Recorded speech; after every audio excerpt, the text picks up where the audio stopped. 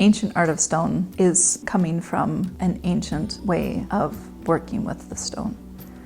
So it creates not only a beauty in the art that is created there, but also comes from an ancient tradition of being able to listen to the stone and connect with the spirit of the stone. Working in stone is an evolution for me throughout my life. I grew up in the forest in Vermont, in nature, next to the national park on 300 acres, so all I knew was nature, forest, streams, stones. I never differentiated a stone from the snow or from the deer, but it was part of the nature. It became a career just very gradually. Even as a young person, I'd put stones together to make patterns, but no intention of making a career. I didn't even know one could do that. But fortunately, people kept asking for more work, and so that process was an organic evolution.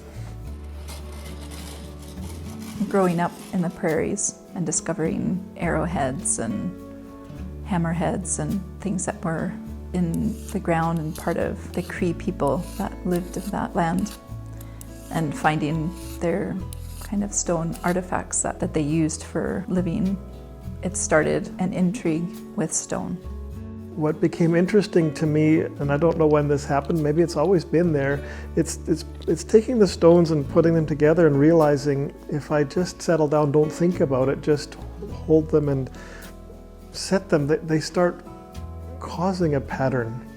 And it's as if the information is in the stone, it's not in my mind. I can't think I'm going to do this. The patterns start coming. The configuration of the stone is not just to create this shape. It actually creates a doorway, a portal, creates a portrait where a person experiencing that can actually move into a different awareness within themselves.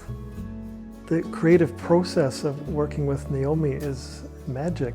After 13 years, I can't say that I've ever had a creative discussion or a bringing together of ideas that didn't gel. It's through words, but also it's almost just by being together. Just there's a synergy between us that I still can't put my finger on to put it into words, but it's absolutely real and it affects everything that we do. We work with stones so big that we need cranes. They're in the tons.